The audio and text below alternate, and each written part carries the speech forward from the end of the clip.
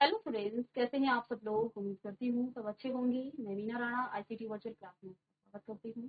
Students, हम पढ़ रहे हैं क्लास 12 की मैथ्स और आज से हमारा समर कैंप शुरू हो रहा है, जिसमें हम मैथमेटिक्स में कुछ प्रीवियस ईयर क्वेश्चंस आपके एनडीए पर रिलेटेड, क्योंकि बहुत सारे बच्चों का सपना होता है कि वो 12th के बाद एनडीए का एग्जाम देखें और उसको क्लियर करें। और आप जानते हैं कि मैथमेटिक्स जो है एनडीए के एग्जाम में लगभग 300 मार्क्स का आता है, जिसमें आपका 11th-12th का ही सिलेबस होता है। लेकिन क्वेश्चन इसके थोड़ा सा एनसीईआरटी से अप होते हैं और कुछ क्वेश्चन आपके इजी भी आते हैं एनसीईआरटी बेस्ड, लेकिन इसमें क्वेश्चन आपके थोड़ा सा इंतहा के होते हैं। तो एक बार हम सिलेबस पढ़ेंगे, और क्योंकि हम 12th क्लास में मैंने पर्टिकुलरली आपको प्रीवियस लेक्चर में मैट्रिक्स और डिटर्मिनेंट्स के क्वेश्चन कॉन्सेप्ट कराए हैं, हमने क्वेश्चन किया है तो, और आगे बढ़कर हम यहाँ पर प्रैक्टिस नहीं कर पाएंगे। लेकिन अभी तक आपने जो 11th के जो चैप्टर हैं या 12th के जो आपके सिलेबस हो गए हैं, हम सिर्फ पर्टिकुलर उन चैप्टर से ही क्वेश्चन लेंगे जो प्रीवियस ईयर में एनडीए में आए हुए क्वेश्चन हैं। सबसे पहले तो हमने अभी रिसेंटली मैट्रिक्स और डिटर्मिनेंट्स किया है, तो एनडीए के जो प्रीवियस ईयर क्वेश्चंस हैं जो आपके मैट्रिक्स और डिटर्मिनेंट सब बेस हैं, उनको हम करेंगे। उसके बाद हम क्लास 11th के भी टॉपिक लेंगे जो आपके एनडीए एग्जाम में आते हैं। तो जो आपका सिलेबस है एनडीए का मैथमेटिक्स का, इसमें और भी आते हैं, जीएस भी आता है। तो मैथमेटिक्स आपका 300 मार्क्स का आता है एनडीए में, ठीक है। तो इसमें जो पहला आपका टॉपिक है बेटा वो है सेट थ्योरी, यानी कि सेट समुच्चय सिद्धांत इसको आप कहेंगे। रिलेशन एंड फंक्शन दूसरा चैप्टर है। Complex number, binary number, sequence and series आपका आता है। क्वाड्रेटिक इक्वेशन एंड इनइक्वालिटीज आता है। द्विघात समीकरण और असमानताएं। साथ में आपका परमिटेशन एंड कॉम्बिनेशन, क्रमचय और संयोजन, बाइनोमियल थ्योरम, निम्ब सूत्र, द्विआधारी इसको कहते हैं, सिद्धांत भी कहा जाता है। लॉगरिथमिक लघुगणक आप यहाँ पर एक टॉपिक है। मैट्रिसेस आपका आता है। डिटर्मिनेंट्स आपका आता है। Measurement of angle and trigonometric ratio यहाँ पर आ जाता है आपका। इनवर्स ट्रिग्नोमेट्रिक फंक्शन आपका आ जाता है। हाइट एंड डिस्टेंस आपका एक चैप्टर है। इसके बाद नेक्स्ट जो आपका टॉपिक है वो है प्रॉपर्टीज ऑफ ट्राइंगल्स है। Coordinate system and straight line आपका है। सर्कल आपका है। इसके बाद आपका कॉनिक सेक्शन है और 3 डायमेंशनल ज्योमेट्री है। लिमिट्स है, कॉन्टिन्यूटी एंड डिफरेंशिएबिलिटी है और डिफरेंशिएशन है। कुछ टॉपिक आपने 12th में नहीं पढ़े हैं अभी, लेकिन क्लास 12 से आप 11th से आप पढ़ के आई हैं। तो ये जो आपके शुरुआती जो चैप्टर हैं, सेट थ्योरी हो गया, रिलेशन एंड फंक्शन हो गया, कॉम्प्लेक्स नंबर हो गया, बाइनरी नंबर हो गया, सीक्वेंस एंड सीरीज हो गया, क्वाड्रेटिक इक्वेशन एंड इनइक्वालिटीज आपकी हो गई, परमिटेशन एंड कॉम्बिनेशन आपने क्लास 11th में पढ़ा। इसके बाद आपने बाइनोमियल थ्योरम भी क्लास 11th में पढ़ा। लॉगरिथमिक आपने क्लास 11th में पढ़ा। मैट्रिसेस आप क्लास 12th में पढ़ोगे, क्लास 12 से यहीं से आपका स्टार्ट होता है। डिटर्मिनेंट्स आपने क्लास 12th में पढ़ लिया है। इसके बाद measurement of angle and triangle ratio आप पढ़ेंगे। इनवर्स ट्रिग्नोमेट्रिक फंक्शन आपका क्लास 12th में है। हाइट एंड डिस्टेंस आपका, ये आपका एक अलग सा चैप्टर है जो आपके 11 और 12th में नहीं है, लेकिन क्लास 8th और 9th-10th में आप पढ़ चुके हैं। प्रॉपर्टीज ऑफ ट्राइंगल आपका हो गया। Coordinate system and straight line आपने क्लास 11th में पढ़ा। सर्कल आपका क्लास 11th में है। कॉनिक सेक्शन आप यहाँ पर पढ़ेंगे। 3 डायमेंशनल आपका 12th में है। Limits, continuity and differentiability, limit आपने क्लास 11th में किया। कॉन्टिन्यूटी एंड डिफरेंशिएबिलिटी आप क्लास 12th में करोगे, और डिफरेंशिएशन आप क्लास 12th में पढ़ोगे। तो जो टॉपिक हमने नहीं पढ़े हैं उनसे तो हम क्वेश्चन करेंगे भी नहीं अभी, और फाइनली जो आपका एग्जाम हो जाएगा उसके बाद हम इन पर बात करेंगे पूरे पेपर पर। लेकिन कुछ जो चैप्टर हैं वो आपको मदद करेंगे इस एनडीए एग्जाम को जानने में कि किस तरह के क्वेश्चन आते हैं। नहीं तो बच्चे सिर्फ एनसीईआरटी के क्वेश्चन कर लेते हैं और एनसीईआरटी के क्वेश्चन उनको एग्जाम में नहीं मिलते। एप्लीकेशन ऑफ डेरिवेटिव्स आपका हो जाता है। इनडेफिनिट इंटीग्रल्स आप यहाँ पर क्लास 12 में पढ़ेंगे। डेफिनिट इंटीग्रेशन आप पढ़ेंगे, इंटीग्रल्स पढ़ेंगे। एरिया बाउंडेड बाय रीजन आप पढ़ोगे। डिफरेंशियल इक्वेशन आप पढ़ोगे क्लास 12th में। वेक्टर अलजेब्रा आपका क्लास 12th में। स्टैटिक्स हो गया, प्रोबेबिलिटी हो गया, और कुछ मिसलेनियस आपके यहाँ पर क्वेश्चन आएंगे। तो ये 30 यहाँ पर बेटा आपके टोटल चैप्टर हैं और 300 नंबर का आपका ये पेपर आता है मैथमेटिक्स का। तो आप जानते हैं हर चैप्टर आपके लिए कितना इम्पोर्टेंट है। लगभग अगर आप एवरेज भी निकालें, क्योंकि यहाँ पे ऐसा नहीं होता है कि किसी फिक्स आपको एक चैप्टर से इतने क्वेश्चन पूछे जाएंगे, किसी इंपॉर्टेंट चैप्टर से ज्यादा क्वेश्चन पूछे जा सकते हैं। किसी आपके चैप्टर से कम क्वेश्चन पूछे जा सकते हैं, लेकिन मैट्रिसेस डिटरमिनेंट सबसे इजी यहाँ पर हम कहेंगे। और इसकी हम बात करें तो यहाँ हम आज से, क्योंकि हमने अभी तक अप्रैल से लेकर और मई तक आपको सर ने आपको पढ़ाया रिलेशन एंड फंक्शन और trigonometric function, inverse trigonometric function आपने पढ़ा, तो ये 4 चैप्टर बेटा आप पढ़ चुके हैं। और मैंने आपको मैट्रिक्स पढ़ाया है और साथ में आपको डिटर्मिनेंट। तो मैं आपको यहाँ पर मैट्रिक्स और डिटर्मिनेंट से शुरू करूंगी, फिर क्लास 11th के जो टॉपिक हैं, चैप्टर हैं, उनको भी हम कवर करेंगे और साथ में एनडीए के जो प्रीवियस ईयर क्वेश्चन थे उनको हम यहाँ पर डिस्कस करेंगे। और क्वेश्चन हमें बहुत डिटेल में नहीं करना है। जब भी आप कॉम्पिटेटिव एग्जाम में जाते हो तो क्वेश्चन आपको पूरा वहाँ पर थ्योरी नहीं दिखानी है, किसी टीचर को आपने अपने नोट्स नहीं दिखाने हैं, वहाँ पर आपको मल्टीपल चॉइस क्वेश्चन आते हैं। किसी भी आप कॉम्पिटेटिव एग्जाम में जाइए, जो आपका ऑब्जेक्टिव टाइप क्वेश्चन होता है, एग्जाम होता है, तो उसके में आपके पास 4 ऑप्शन होते हैं। तो उस एग्जाम को निकालने के लिए आपको एक स्मार्ट ट्रिक चाहिए। आपको कई बार ऑप्शन से ही आंसर मिल जाते हैं, आपको बहुत लंबा प्रोसीजर नहीं करना होता है वहां पर। ये नहीं कि आप लगे पड़े हुए हैं और पूरा आपका कॉपियां आपको चाहिए, तो आपको इस तरह से वहां पर कॉम्पिटिटिव एग्जाम में नहीं करना है। आपको बहुत कम लिख करके आंसर निकालना है, लेकिन इसके लिए आपको प्रैक्टिस चाहिए। और प्रैक्टिस आप यदि अभी से शुरू कर दें तो एग्जाम में आपको कोई दिक्कत नहीं। ठीक है, चलिए, जैसा कि हमने कहा कि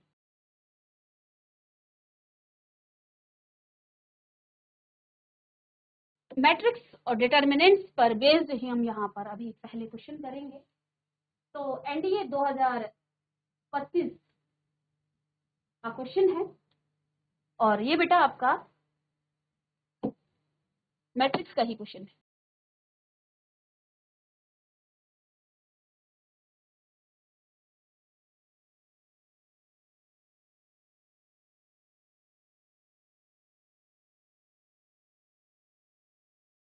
चलिए एक बार हम क्वेश्चन को रीड करते हैं, क्वेश्चन को आप समझेंगे क्वेश्चन क्या दिया गया है, और इसके बाद बेटा आप इस क्वेश्चन को करने की कोशिश करेंगे। चलिए मैं क्वेश्चन को थोड़ा सा बड़ा करके इसको हम पढ़ लेते हैं। जब भी आपके पास कोई एग्जाम आता है तो आपको दोनों लैंग्वेज में आपको क्वेश्चन पेपर दिया जाता है। एक प्रश्न आपको हिंदी में भी दिया जाएगा और इंग्लिश में भी दिया जाएगा। एनडीए के पेपर में भी आपके पास कुछ ऐसा ही आता है क्वेश्चन। तो if A is equal to, आपके पास ए कोई मैट्रिक्स दी गई है, एक्स जेड और x z x y z, where x y z are integer. यहाँ पर एक्स वाई और जेड आपकी क्या है, इंटीजर्स हैं।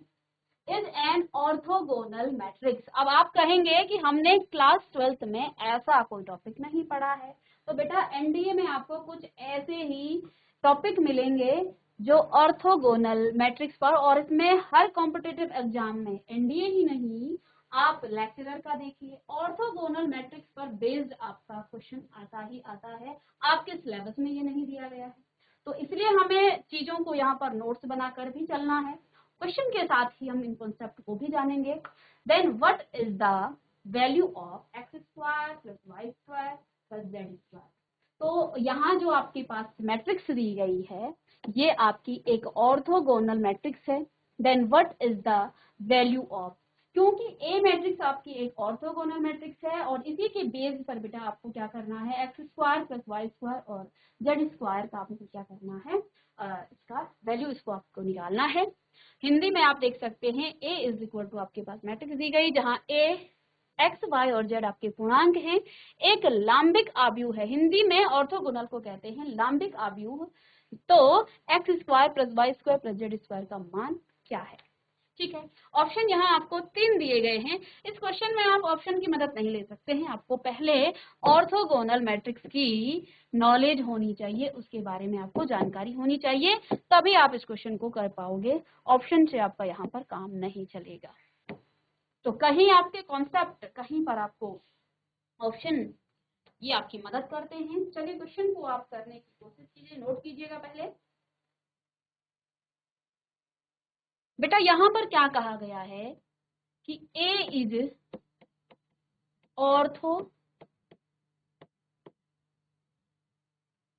Orthogonal matrix. तो ऑर्थोगोनल मैट्रिक्स क्या होती है? अगर आपके पास, आपने कहा कि ए और ए मैट्रिक्स और ए का ट्रांसपोज बेटा आपका आई के इक्वल आ जाता है, तो ये आपकी क्या होती है? एक ऑर्थोगोनल मैट्रिक्स होती है। साथ में आप इन प्रॉपर्टीज को लिख लें। और ए इनवर्स बेटा दूसरा आपका ए इनवर्स इक्वल आ जाता है किसके? ए इनवर्स इक्वल आ जाता है ए ट्रांसपोज के। ए इनवर्स किसके इक्वल होगा? ए ट्रांसपोज के इक्वल होगा। इन्हें आप नोट करके लिख लें। साथ में बेटा ए डिटर्मिनेंट आपका क्या हो जाएगा? ए डिटर्मिनेंट आपका +-1 होगा। और चौथा पॉइंट बेटा यहाँ पर ऑर्थोगोनल की ए ट्रांसपोज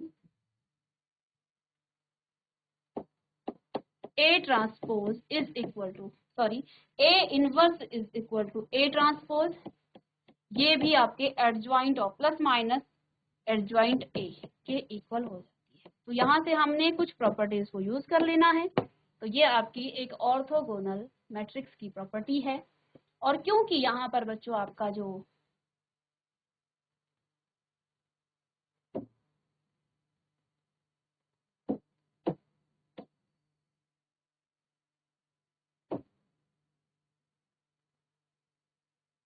चलिए, तो ये आपकी एक ऑर्थोगोनल मैट्रिक्स है। और ऑर्थोगोनल मैट्रिक्स में A into A transpose is equal to I. ठीक है, चलिएगा जल्दी से इसे नोट करेंगे आप।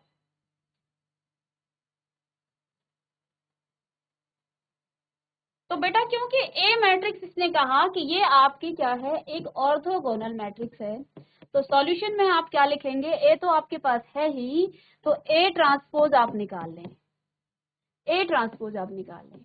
अब देखिए मुझे ये दिख रहा है ये आपकी एक सिमेट्रिक मैट्रिक्स है, तो इसलिए ए और ए ट्रांसपोज आपके दोनों ही इक्वल होंगे। ए ट्रांसपोज बेटा आपका क्या हो जाएगा?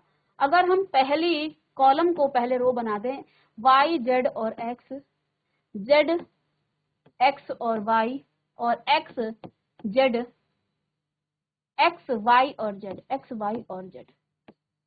क्या ये मैट्रिक्स आपकी एक सिमेट्रिक मैट्रिक्स है? यहाँ पर आपका ए ट्रांसपोज ए के इक्वल हो गया है। ठीक है, चलिए हमने कहा यदि ए मैट्रिक्स आपकी ऑर्थोगोनल होगी तो ए और ए ट्रांसपोज बेटा आपका आइडेंटिटी मैट्रिक्स के इक्वल आना चाहिए। ऑप्शन यहाँ पर आपको दिए गए हैं।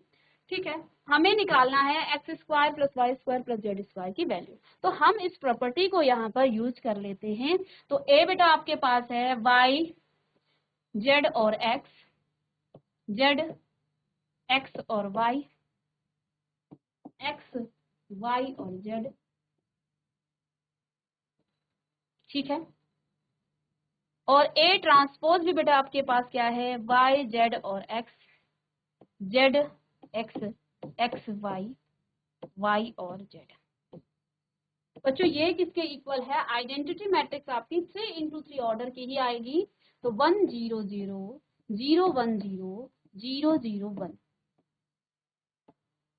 ठीक है, बहुत जल्दी आप इसे सॉल्व कर लोगे यदि आपको ऑर्थोगोनल मैट्रिक्स के बारे में पता है तो। चलिएगा, हमें बहुत ज्यादा नहीं करना है। अब हमें यहाँ पर क्वेश्चन की तरह नहीं करना है। अब हमें देखना है क्वेश्चन में क्या दिया गया है। x² + y² + z² की वैल्यू आपको निकालनी है। तो एक काम करते हैं ना, इसके जो लेफ्ट हैंड साइड है इन मैट्रिक्स की हम मल्टीप्लाई कर लेते हैं। ठीक है, अब देखिए यहाँ पर क्या है? ये 3 × 3 ऑर्डर की मैट्रिक्स है, ये भी 3 × 3 ऑर्डर की मैट्रिक्स है। जो आपको आंसर मिलेगा वो 3 × 3 ऑर्डर की मैट्रिक्स मिलेगी। ठीक है, और देखो वहां पर करस्पॉन्डिंग, क्योंकि यहाँ पर ऑर्डर ऑफ मैट्रिक्स सेम होगा तो करस्पॉन्डिंग एलिमेंट भी सेम होंगी। तो जो आपके पास नेक्स्ट जो मैट्रिक्स मिलेगी ना, जो पहला एलिमेंट होगा इस 1 के इक्वल, दूसरा 0 के इक्वल, तीसरा आपका 0 के इक्वल, करस्पॉन्डिंग एलिमेंट्स आपके इक्वल हो जाएंगे। तो हम क्या करते हैं, इसमें रो और इसकी कॉलम के साथ मल्टीप्लाई करते हैं तो मुझे पहला एलिमेंट मिल जाता है। तो देखिए y की y के साथ करेंगे आप तो y², z की z के साथ करेंगे प्लस में z², और x की x के साथ करेंगे तो प्लस में x²। और बच्चों यहाँ पर अब इसमें पूरे मैट्रिक्स को आप यहाँ मल्टीप्लिकेशन मत कर जाना, क्योंकि हमें स्मार्टली काम करना है। इस पूरे मैट्रिक्स को आप मल्टीप्लाई करने पे मत लग जाना, क्योंकि मुझे चाहिए था वाई स्क्वायर जेड स्क्वायर, इसको आप आगे पीछे कर सकते हैं, x square plus y square plus z square. और मैंने क्या कहा कि राइट हैंड साइड में आपके पास 3×3 ऑर्डर की एक आइडेंटिटी मैट्रिक्स है, और यहाँ पर भी आपके कुछ इस तरह से एलिमेंट आएंगे 3×3 ऑर्डर के ही। इसको मैं यहाँ सिंपल सा एलिमेंट लिख लेती हूँ ना, तो A23 A31, ठीक है। चलिए इसी तरह से आएगा। और देखो ये जो है ना, इसके करस्पॉन्डिंग एलिमेंट बेटा आपस में इक्वल होंगे। मुझे कुछ भी नहीं चाहिए, मुझे चाहिए था x square plus y square plus z square. तो ये जो मैट्रिक्स होगी ये इसके ऑर्डर के इक्वल है। राइट हैंड साइड में आपका 3×3 ऑर्डर की मैट्रिक्स है, लेफ्ट हैंड साइड में भी आपके पास कुछ ऐसा ही आएगा। हमें पूरे की जरूरत नहीं है, और हमें पता है इसका फर्स्ट एलिमेंट 1 है, तो ये कितना आ जाएगा 1। मुझे यहीं से आंसर मिल गया है, आगे हमें कुछ नहीं करना है। आपको लगेगा बहुत ज्यादा टाइम लगा है, लेकिन नहीं, हमने यहाँ कॉन्सेप्ट समझाया, पहली प्रॉपर्टी हमने उठाई, पहली प्रॉपर्टी में हमने ए और ए ट्रांसपोज की वैल्यू रखी, पहले एलिमेंट्स को निकालने से ही मुझे डायरेक्ट इसका आंसर मिल गया है। डायरेक्ट मुझे इसका आंसर मिल गया है, आपके 2 नंबर यहाँ से आपको डायरेक्ट मिल जाएंगे। तो इस तरह से हमें जो है थोड़ा सा स्मार्टली कॉम्पिटेटिव एग्जाम में काम करना है, क्योंकि यहाँ आपको स्टेप मार्किंग नहीं मिलेगी, आपको आंसर के मार्क्स मिलेंगे कि आपने राइट आंसर क्या दिया है। तो राइट आंसर आपने 1 दिया है, और अगर आगे आप इस मैट्रिक्स को बहुत ज्यादा सॉल्व कर भी देते हो तो इससे आपका कोई फायदा नहीं है। मैट्रिक्स मल्टीप्लिकेशन आप जानते ही हैं, जहां जरूरत पड़ेगी वहां हम करेंगे, लेकिन यहाँ पर मुझे इसका राइट आंसर चाहिए था, तो ऑप्शन या नंबर बी यहाँ पर इसका करेक्ट आंसर होगा। तो इसको आप नोट कर लीजिएगा कि एक ऑर्थोगोनल मैट्रिक्स की प्रॉपर्टीज क्या है। एक ऑर्थोगोनल मैट्रिक्स क्या होती है, जब A × A transpose is equal to I, A inverse is equal to A transpose, determinants of A is equal to plus minus 1, और A inverse is equal to transpose of A is equal to plus minus adjoint of A। चलिए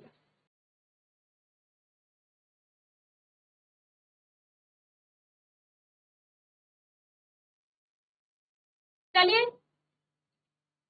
इसी पर based question कर लेते हैं, और question हम बाद में कर लेंगे, क्योंकि ऑर्थोगोनल जो आपकी मैट्रिक्स है इसकी प्रॉपर्टी ही तो हमने अभी अभी पढ़ी है। यहाँ ऑप्शन आपको आधे दिए गए हैं, आप पहले क्वेश्चन को रीड करें। क्वेश्चन बेटा ये भी आपका 2025 में ही आया है एनडीए के एग्जाम में।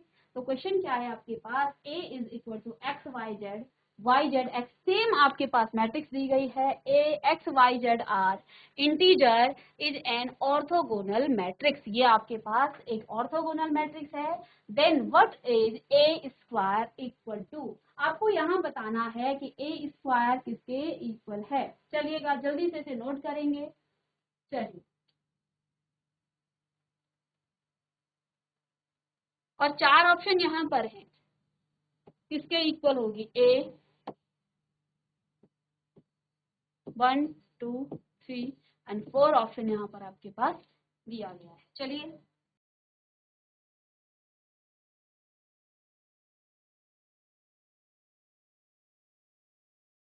और चलिए इस क्वेश्चन को आप करने की कोशिश कीजिए। ऑर्थोगोनल मैट्रिक्स के बारे में हमने आपको अभी अभी बताया है, तो आई होप कि इस क्वेश्चन को आप करने की कोशिश करेंगे। चलिएगा,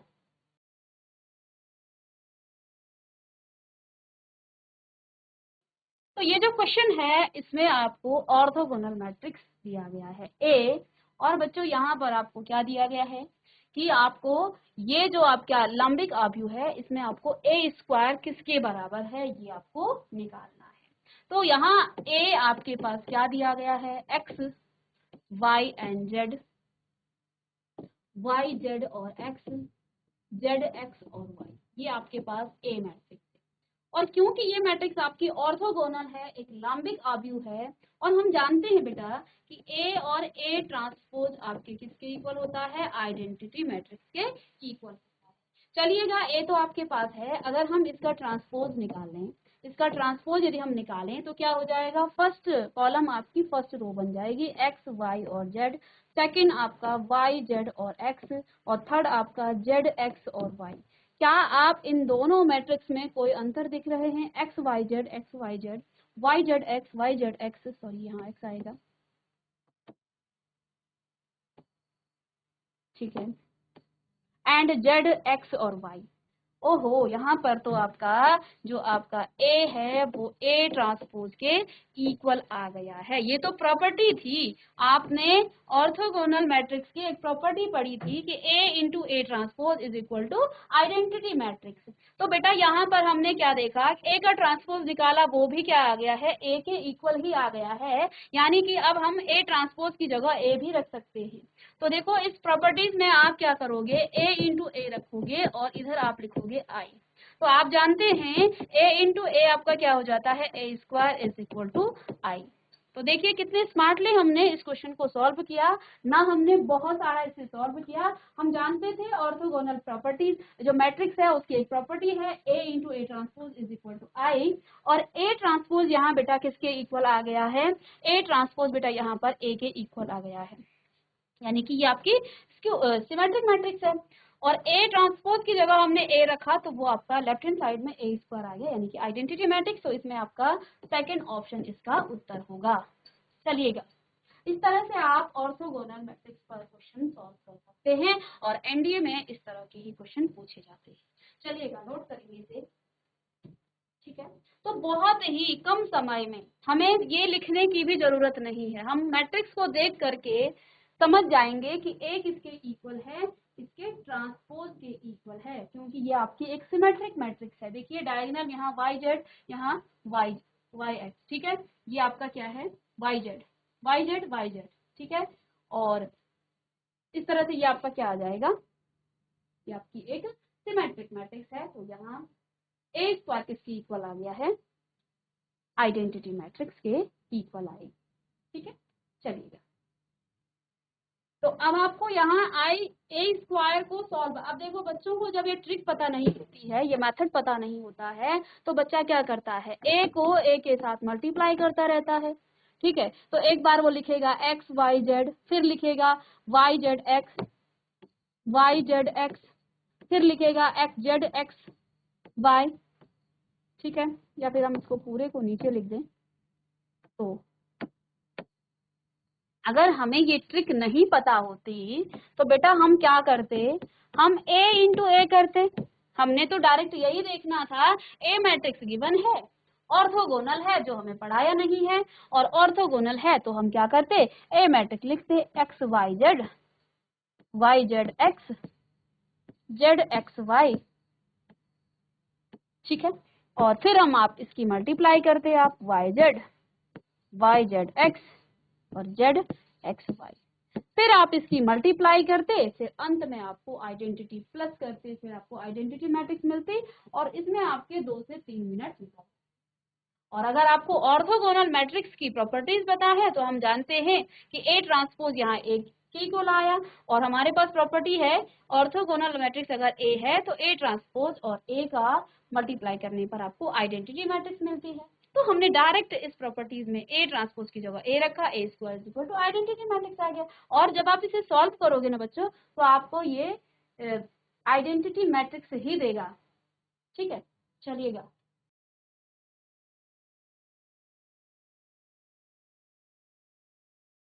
चलिए स्टूडेंट्स, यहाँ पर नेक्स्ट क्वेश्चन है आपके पास।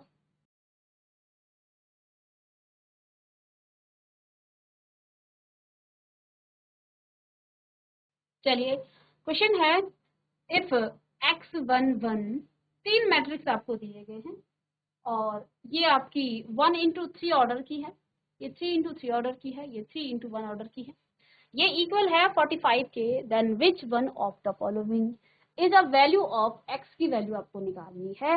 यहाँ तीन मैट्रिक्स दिए गए हैं, पहला आपके पास 1 into 3 ऑर्डर की है, दूसरी आपकी 3 into 3 ऑर्डर की है, तीसरी आपके पास 3 into 1 ऑर्डर की है।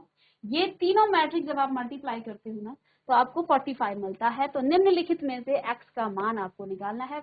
यहाँ पर ऑप्शन नहीं है, मैं ऑप्शन लिख देती हूँ, या फिर हम डायरेक्ट आंसर भी इसमें कर सकते थे। तो ऑप्शन 1 में है बेटा आपके पास क्या, -2, सेकेंड ऑप्शन है -1, थर्ड ऑप्शन है बेटा आपके पास 0, और फोर्थ ऑप्शन है आपके पास 1। चलिए, तो ये चार ऑप्शन है, इनमें आपको उत्तर बताना है सही। चलिएगा,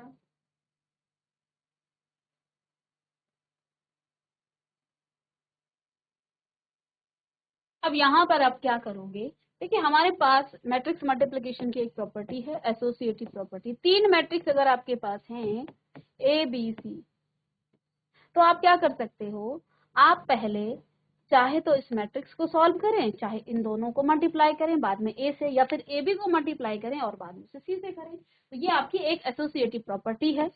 ठीक है, हम इसी प्रॉपर्टी को इस क्वेश्चन में सॉल्व करेंगे। हमें पूरा क्वेश्चन नहीं लिखना है, इससे हमारा टाइम वेस्ट होगा। हम डायरेक्ट क्या करेंगे बच्चों, पहले आप इसकी मल्टीप्लाई करें, चाहे आप इधर से मल्टीप्लाई करें। तो देखिए आप जब इसकी मल्टीप्लाई करोगे x, अभी तो हम यहाँ पर करा रहे हैं, डायरेक्ट यदि हम करें तो देखो ये आपकी 3 इंटू 3 ऑर्डर की मैट्रिक्स और ये आपकी 3 इंटू 1 ऑर्डर की मैट्रिक्स है। तो देखिए number of column and number of row same.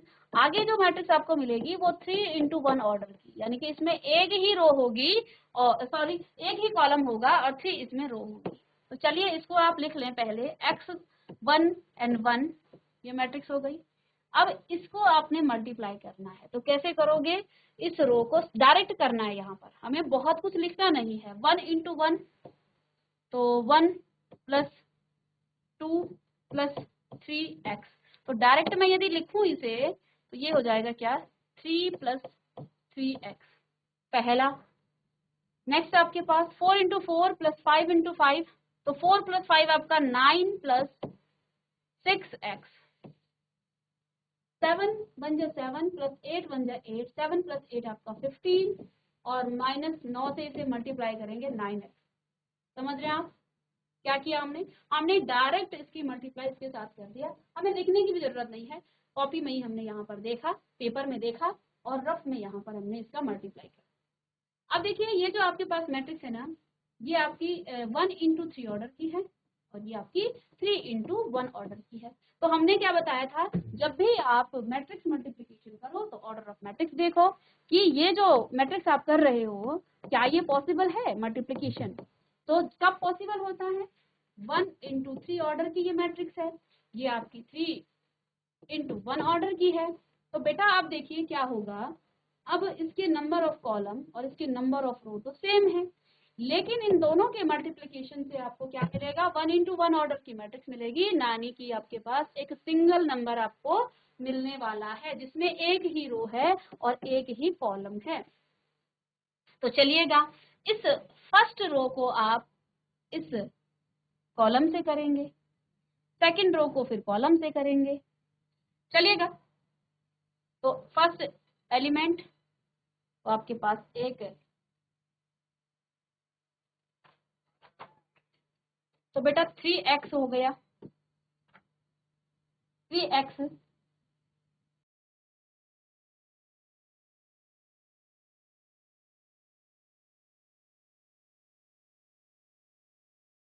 3x plus 3x square, second plus में 9 प्लस 6x प्लस में 15 प्लस 9x, और इन सब को इक्वल करेंगे हम किसके, इन सब को इक्वल करेंगे 45, ये तो गिवन है हमारे पास, है ना, ये सारी चीजें हमारे पास गिवन है, 45 के इक्वल है ये।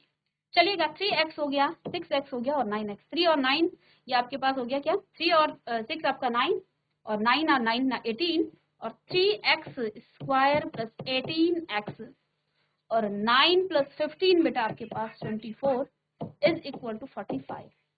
इधर आएगा राइट हैंड साइड में, तो 3x स्क्वायर प्लस में 18x प्लस में 21 इज इक्वल टू 0। 3 को यहाँ से डिवाइड करेंगे तो आपको मिलेगा x स्क्वायर प्लस में आपके पास 6x और ये प्लस का ये माइनस का होगा, ये माइनस आएगा इधर आके माइनस हो जाएगा ना, ये माइनस का आ जाएगा आपके पास x माइनस में 21। तो -3 हमने यहाँ से डिवाइड किया तो 7 इज इक्वल टू 0। अब इसको आप क्या करोगे, सॉल्व करोगे इक्वेशन को, यहाँ से x की दो वैल्यू निकालनी है, x की वहाँ मान निकालना है हमें, तो x स्क्वायर इसको आप क्या कर सकते हैं, माइनस करेंगे 7 माइनस 1, तो प्लस में आपके पास आ जाएगा 7x और माइनस में x माइनस में 7 इज इक्वल टू 0। x की वैल्यू क्या आ जाएगी, x यहाँ से कॉमन आया, अंदर आपके पास x प्लस 7, इधर से हमने माइनस का 1 कॉमन लिया और x plus 7 is equal to 0, x plus 7 और x -1 इज इक्वल टू 0। तो दो वैल्यू यहाँ पर x की आ रही हैं, x is equal to minus का 7 और प्लस का 1। तो x की हम पॉजिटिव वैल्यू लेंगे। हमारे पास यहाँ पर ऑप्शन में कौन कौन से थे, -2। देखो यहाँ ऑप्शन में था ही नहीं, अगर आपको -7 भी दिया होता तब आप इसकी माइनस वैल्यू लेते। ठीक है, हमारे पास ऑप्शन में -2 है जो कि आंसर में नहीं आ रहा है, माइनस का 1 है नहीं आ रहा है, 0 नहीं आ रहा है, 1 आ रहा है, तो इसी को हम अपना आंसर मान लेंगे। ठीक है, मानना क्या है, आंसर यही आया है। और यदि आप बात करें कि 7 की, तो यदि आपके पास 7 होता माइनस का, तो आप -7 और 1 लेते पॉजिटिव का। तो इस तरह से हम ऑप्शन को देखकर और साथ में बहुत ही शॉर्ट ट्रिक से एनडीए में क्वेश्चन को सॉल्व करेंगे। नेक्स्ट लेक्चर में हम कुछ और क्वेश्चन लेके आएंगे, तो मिलते हैं नेक्स्ट लेक्चर में।